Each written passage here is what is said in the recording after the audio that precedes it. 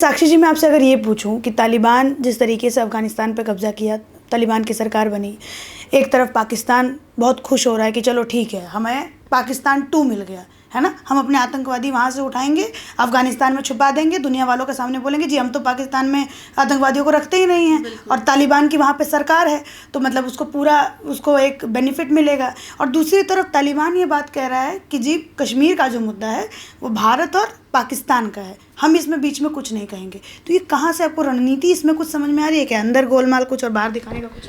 देखिए, पाकिस्तान की एक्चुअली अगर आप हालत देखें तो वो है बेगानी शादी में अब्दुल्ला दीवाना। पाकिस्तान के समर्थक तालिबानियों ने अब अफगानिस्तान पे कब्जा कर लिया है।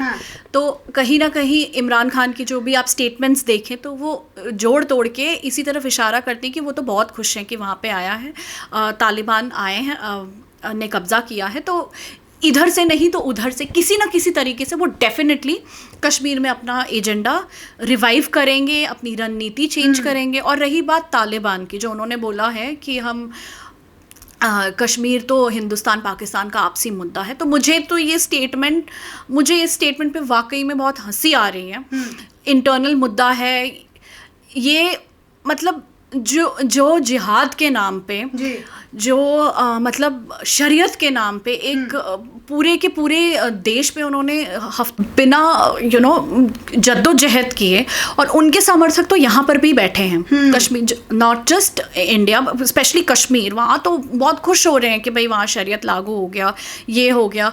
तो कहीं ना कहीं शायद उन लोगों को भी ये पता है कि उनका सपोर्ट पाकिस्तान ऐसे वैसे मे बी वो खुल के ना बोले, लेकिन अंदर से वो क्या करेंगे, चुप तो नहीं बैठेंगे। जियोपॉलिटिकली ये तो बहुत ही खतरनाक सिचुएशन है हिंदुस्तान के लिए, और थैंकफुली हमारी सरकार जो केंद्र में इस वक्त बैठी है वो काफ़ी सतर्क है, और उन्होंने इसके लिए जो भी रणनीति बनाई होगी सिचुएशन को टैकल करने के लिए, वो डेफिनेटली इन प्लेस है। और यूएस के जो ट्रूप्स थे उनके हटते ही तालिबानियों ने कितनी आसानी से एक पूरे देश पे कब्जा कर लिया। Afghanistan is not a small country, इतनी बड़ी आर्मी ने उनके आगे घुटने टेके। और कुछ लोग जो ये कहते हैं कि कश्मीर से इंडियन आर्मी को बुला लो, मैं उन लोगों को ये कहना चाहती हूँ कि आप थोड़ा दिमाग लगाइए, थोड़ा सोचिए कि अगर कश्मीर से, वैसे डिप्लॉयमेंट तो बहुत कम हो गई है, लेकिन अगर कश्मीर से इंडियन आर्मी को वापस बुला लिया जाए तो कश्मीर को तालिबान बनने, कश्मीर को अफगानिस्तान बनने में कितना वक्त लगेगा? वो भी तब जबकि उनके समर्थक वहाँ खुल्लम खुल्ला वेट कर रहे हैं ऐसी किसी अपॉर्चुनिटी का कि वो आए, उस मौके की तलाश में बैठे कि ऐसा कोई मौका मिले और वो वहाँ पे हिंदुस्तान से किसी भी तरह अलग हो जाएं। ऐसे बहुत सारे समर्थक वहाँ बैठे हैं। तो जियोपॉलिटिकली ये तो बहुत ही क्राइसिस सिचुएशन है, बट मुझे नहीं लगता ऐसा कुछ होगा, क्योंकि जो हमारी सरकार है, मोदी सरकार केंद्र में जो बैठी है, वो काफ़ी अलर्ट है। हमारी I am sure intelligence agencies बहुत अपना काम कर रहे हैं, और सरकार के पास डेफिनेटली इस सिचुएशन को टैकल करने के लिए कोई ना कोई रणनीति तो होगी ही। लेकिन ये जो तालिबानी कहते हैं कि हम औरतों का सम्मान करेंगे, हम कश्मीर मुद्दे में अपना हस्तक्षेप नहीं करेंगे, तो ये सब एक मजाक है। ये लोग जो बंदूक से जो कत्लो गारत करके जो अपना सब कुछ it is a part of their routine, उन लोगों के मुंह से ऐसी दोगली बातें ना शोभा नहीं देती हैं, तो they are not trustworthy at all. तो अब हिंदुस्तान के लिए डेफिनेटली एक और वॉर फ्रंट ओपन हो गया है अफगानिस्तान। अभी तो अफगानिस्तान और हिंदुस्तान के रिलेशनशिप्स काफ़ी अच्छे थे, बट अब तालिबान आ गई है, तो अब वहाँ से भी खतरा, तो देखिए रेड फ्लैग तो वहाँ पे दिख ही रहा है, क्योंकि चुप नहीं बैठेंगे उनके, क्योंकि कुछ समर्थक यहाँ बैठे हैं, वो अगर ना भी आना चाहें तो आई एम श्योर ये लोग उन्हें ओपन इनविटेशन देंगे कि आप आइए और प्लीज़ ऐसा कुछ यहाँ पे कीजिए।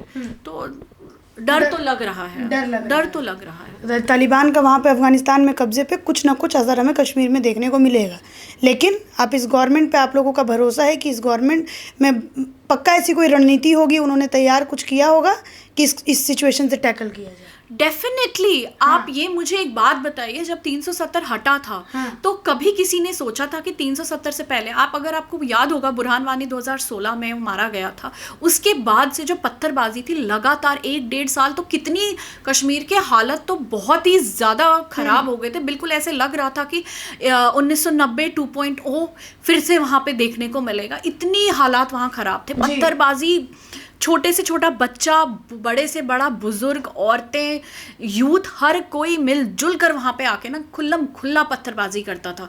तो जब 370 का ये डिसीजन सडनली जब 5 अगस्त 2019 में जब ये हुआ, उससे कुछ दिन पहले जब सरकार ने वहाँ अमरनाथ यात्रा को सस्पेंड किया, मचेल यात्रा को सस्पेंड किया, और वहाँ पे कहीं ना कहीं वो फीलर्स आने लग गए थे। सरकार अपनी तरफ से बिल्कुल तैयारी कर रही थी, ये अनाउंसमेंट से पहले उन्होंने अपनी तरफ से पूरी ग्राउंड पे अपनी पूरी तैयारी की थी। और सडनली 370 हटने के बाद मुझे एक बात बताइए, ये पत्थरबाज किस बिल में जाके छुप गए? तो क्या तब उनके पत्थर तो वहाँ तब भी थे, लेकिन ये नीतियों का असर होता है। और जब सरकार इतनी बड़ी, जो 370, तो बहुत सारी पीढ़ी दर पीढ़ी बहुत सारे राजनेताओं ने अपनी सिर्फ 370 के नाम पे अपने पॉलिटिकल करियर्स को एस्टैब्लिश किया और इतने साल अपनी राजनीतिक रोटियां सेकी। तो जब सरकार ने उस सिचुएशन को इतनी बखूबी टैकल किया, तो मुझे पूरा भरोसा है कि जो हमारी मोदी सरकार यहाँ केंद्र में है, वो ऐसी अफगानिस्तान की, तालिबान की कोई भी आंच कश्मीर पे, भारत पे आने नहीं देगी। मुझे पूरा, सिर्फ मुझे ही नहीं, मुझे पूरा यकीन है, बहुत सारे मेरे भारतवासी हैं जिन्हें यकीन है अपनी सरकार पे, और हमें भरोसा है कि वो ऐसा कुछ नहीं होने देंगे जिससे कि कश्मीर के हालात बद से बदतर हों। एक और मुझे बात, आपने अभी पत्थरबाजों की बात याद कराई कि मतलब रणनीति बनानी सरकार पहले से ही शुरू करती है। अमरनाथ यात्रा को सस्पेंड कर दिया था, तो यहाँ से मुझे एक बात याद आई। हाल फिलहाल में अभी एक खबर आई थी कि जो आतंकवादियों की मदद करेगा, जो पत्थरबाजों की मदद करेगा, उसे सरकारी नौकरी में कोई अपना योगदान नहीं, सरकारी नौकरी में कोई उनका वो नहीं होगा, मतलब उनको हर चीज़ से बेदखल कर दिया जाएगा। तो कहीं ना कहीं सरकार को पहले से पता था क्या कि मतलब ऐसी कुछ सिचुएशन आने वाली है कश्मीर में, जो है जो तालिबान को समर्थन करते होंगे वो बड़ा खुश होंगे, तो वो कुछ वापस से ऐसे कुछ करने वाला है। तो कहीं कुछ इस चीज़ को कनेक्ट करें। देखिए, जो हमारी देश की इंटेलिजेंस एजेंसीज होती हैं, उनका तो काम ही होता है ऐसी खबरें जुटा के सरकार तक पहुंचाना। एंड नॉट जस्ट दैट, मैं ये कहती हूँ कि इतने साल क्यों लग गए किसी भी सरकार को? क्या ये पूरे 70 साल से हम वेट कर रहे थे कि मोदी जी कब? मुजाहिदीन के जो फाउंडर हैं कि कमांडर जो भी है, Syed Salahuddin, he is the founder of Hizbul Mujahideen. और उनकी पूरी फैमिली बहुत मज़े से कश्मीर में ऐश कर रही थी, और उनका एक बेटा कश्मीर के JNK के स्टेट डिपार्टमेंट में ही बाकायदा काम कर रहा था। सरकार की सैलरी यहाँ से बेटा ले रहा था, और वहां से बाप सरकार के खिलाफ, देश के खिलाफ हथियार उठा के कत्लो गारत कर रहा था। तो मुझे ये बताइए, मतलब व्हाई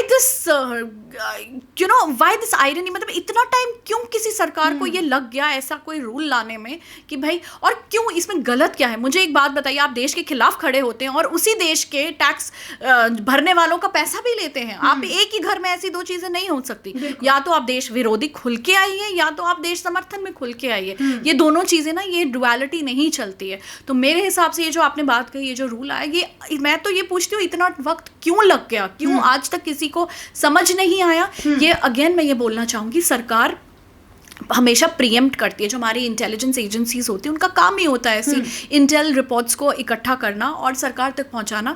कहीं ना कहीं इस मुद्दे पर भी सरकार के पास कोई ना कोई रिपोर्ट तो डेफिनेटली होगी, और मुझे पूरा यकीन है, मैं ये नहीं कह रही हूँ कि मैं सिर्फ आपसे कह रही हूँ, मुझे 100% श्योरिटी है कि मोदी सरकार तालिबान की आंच कश्मीर पर नहीं आने देगी। अगर ऐसे रूल्स ला रही है तो आप खुद सोचिए कि वो कितनी दूर तक सोच रहे हैं। वो अपने वोट बैंक की चिंता ना करते हुए, वोट बैंक उनके लिए इंपॉर्टेंट नहीं है, उनके लिए इंपॉर्टेंट है देश की security, internal and external both. और अब ये जो इंटरनल मुद्दे इतनी बखूबी निभाए हैं, तो मुझे पूरा यकीन है कि जो एक्सटर्नल मुद्दे हैं, तालिबान की आंच को कतई भी हिंदुस्तान पर, कश्मीर पर आने नहीं देंगे। ठीक है, आखिरी सवाल ये पूछूंगी आपसे कि ये रणनीति लाना ठीक है कि मतलब जो आतंकवादियों का समर्थन करेगा, हम उसको सरकारी नौकरियों में कोई हिस्सेदारी नहीं देंगे। इस पे जो है आपके लेफ्ट विंग के जो लोग हैं, कई सारे ऐसे चैनल्स भी हैं, वो बहुत कहने लगे जी ये तो बड़ा ख़राब हो गया, वहाँ पे जो सोल्जर्स हैं और जो आप ये कहिए जो आर्मी है, वो लोगों को ज़बरदस्ती नाम उनका ले लेती है कि हाँ ये ठीक है अपना बदला निकालना है, तो इनको हम कहेंगे कि ये पत्थरबाजों में से एक है, ये पत्थरबाजों में मदद कर रहा था, तो ये तो एक उसके लिए गलत हो जाएगा। तो उन पर आप क्या कहिएगा? देखिए, मैं ये जो प्रोपेगेंडिस्ट हैं, ये जो छाती पीट पीट कर यहाँ पे रो रहे हैं कि यहाँ पे इंटॉलरेंस है, मैं उनसे ये कहना चाहूँगी, देखिए आपके हिसाब से आपकी सरकार अफगानिस्तान में बन चुकी है। हाँ। आप कहिए तो हम क्राउड फंड करके आपकी वन वे टिकट स्पॉन्सर करने को तैयार हैं। जनता बहुत बेचैन है ऐसे लोगों के टिकट स्पॉन्सर करने के लिए, तो आप बाकायदा वहाँ जा सकते हैं और वहाँ पे अपने हिसाब से अपनी हिसाब की सरकार के अंडर आप अपनी ज़िंदगी गुजर बसर कर सकते हैं। बहरहाल ये जो प्रोपेगेंडिस्ट है, इनका तो काम ही है सरकार विरोध में किसी भी लेवल तक गिरना। इनके लिए कोई नई बात नहीं है। वो आज कुछ बात करते तो हमें लगता है इससे नीचे तो वो गिर ही नहीं सकते, मगर वो हमें बार बार गलत प्रूव करते हैं। अगले दिन वो ऐसी कुछ बात करते हैं जिससे हमें लगता नहीं अब इससे नीचे नहीं गिर सकते। तो ये जो लोग देश विरोधियों के समर्थन में, जिनके लिए इतना दर्द होता है, तो आप उनकी मानसिकता को बखूबी समझ सकते हैं कि उनकी मानसिकता क्या है। वो कभी भी देश के साथ खड़े नहीं होंगे। वो हमेशा देश विरोधी गतिविधियों में, जो देश विरोध की बात करते हैं, देश तोड़ने की बात करते हैं, उनके साथ हमेशा आपको खड़े दिखेंगे। उनके लिए उनके दिल में बहुत दर्द उमड़ता है। वो मोमबत्तियां लेके निकलते हैं, छाती पीटते हैं, प्रोटेस्ट करते हैं, लेकिन जब देश प्रेम की बात आती है, देश जोड़ने वालों की बात आती है, तो ऑब्वियसली 360 डिग्री फ़र्क है। वो तो एंटी, उनके खिलाफ तो वो हमेशा बोलेंगे। ये आम जनता के लिए ये एक सबक है कि आप प्लीज़, या तो आप ठीक है, आप खुल्लम खुला बोलिए हम देश विरोधी हैं, तो आप चले जाइए। देश विरोधी भी आपके घर में हैं, देश फिर आप एक बंदूक उठाता है, दूसरा सरकार के पैसे से, टैक्स पेयर के पैसे से सैलरी लेता है। ये चीज़ें नहीं चल सकती। और मैं कहती हूँ इतना टाइम, मैं दोबारा कहूँगी कि इतना टाइम क्यों लग गया किसी सरकार को, इतनी छोटी सी जो कॉमन सेंस की चीज़ थी, इतना वक्त क्यों लग गया इस चीज़ को इम्प्लीमेंट करने में। हम रहते हैं डिजिटल ईरा में आज की डेट में। टेक्नोलॉजी का अगर कोई सरकार बखूबी इस्तेमाल कर रही है तो वो है योगी सरकार। और मुझे लगता है कि योगी सरकार से बाकी जो देश, not just the centre but all other state governments, उन लोगों को ना सबक लेना चाहिए कि आर्टिफिशियल इंटेलिजेंस को कैसे यूटिलाइज करना चाहिए। अब जिन लोगों को देखिए, जिनका मेंटल ब्लॉक है, उन्हें देश विरोधी बातें करनी है, वो तो किसी भी हद तक गिर कर देश विरोधी जो गतिविधियां हैं उनको समर्थन करेंगे। बहरहाल आर्टिफिशियल इंटेलिजेंस को यूज़ कीजिए, फेस रिकग्निशन टेक्नोलॉजीज़ हैं, ड्रोन्स हैं। आप जब ऐसा कुछ होता है, जैसे योगी जी ने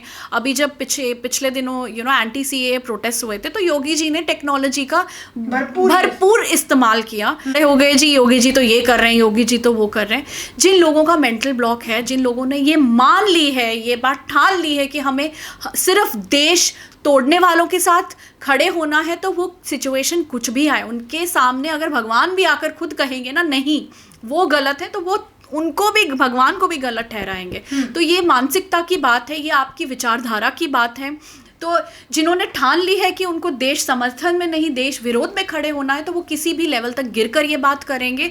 और रही बात टेक्नोलॉजी की, अब इतनी डेवलप हो गई है कि आप कहीं पर भी बैठकर आप देखिए, खुल्लम खुला उसका यूज़ कीजिए, जैसे योगी जी ने किया। योगी जी या एंटी CAA के टाइम पे कोई भी वहाँ पे मौजूद नहीं था, ड्रोन्स थे, वो मॉनिटरिंग कर रहे थे। जिन्होंने भी उपद्रव मचाया, उन उपद्रवियों को योगी जी ने artificial intelligence, face recognition technology के जरिए ढूंढ के निकाला और उनको सजा दी। आप भी वही कीजिए। एंड आई थिंक कश्मीर में अब टेक्नोलॉजी का इस्तेमाल होना ही चाहिए, एंड हो भी रहा है। बहुत सारी ऐसी चीज़ें जो हमें शायद पता भी ना हो, बट मैं उन लोगों को ये बात कहूँगी, आप लगे रहिए। आपके पास ऑब्वियसली एक एजेंडा चलाने के लिए ज़रूर कोई ठोस वजह होगी, बट आप अगर ये मान के चल रहे हैं कि हम लोग या आम जनता अब आपके बहकावे में आएगी और आपके प्रोपेगेंडा को हकीकत मानेगी, तो वक्त बदल चुका है। और अगर आपको इसका नतीजा देखना है तो आप एक बार ज़रूर कश्मीर जाइए, वहाँ की ग्राउंड रियलिटी देखिए। वो लाल चौक जहाँ आज तक झंडे में लिप्त होता था घंटा घर लाल चौक का, आज वो तिरंगामयी होकर किस तरह से कंप्लीट इंटीग्रेशन को सेलिब्रेट कर रहा है। स्वतंत्रता दिवस और हिंदुस्तानी होने का उसको गर्व है, उस कश्मीरियों को गर्व है। तो आप प्लीज़ वहाँ जाकर एक बार देखिए कि सिचुएशन क्या है, और उसके बाद सोचिए कि आपको देश के साथ खड़े होना है या देश के विरोध में खड़े होना है। लेकिन एक आखिरी बात ये कहना चाहूँगी, आज की डेट में अगर किसी को भी चीप पब्लिसिटी चाहिए तो आप देश विरोधी बातें कीजिए, दुनिया जहान की मीडिया आपके कदमों में आके झुक जाएगी, आप उनके हीरो बन जाएंगे। दैट इज़ हाउ आपकी उनकी विचारधारा है। बट जो ये सोचते हैं कि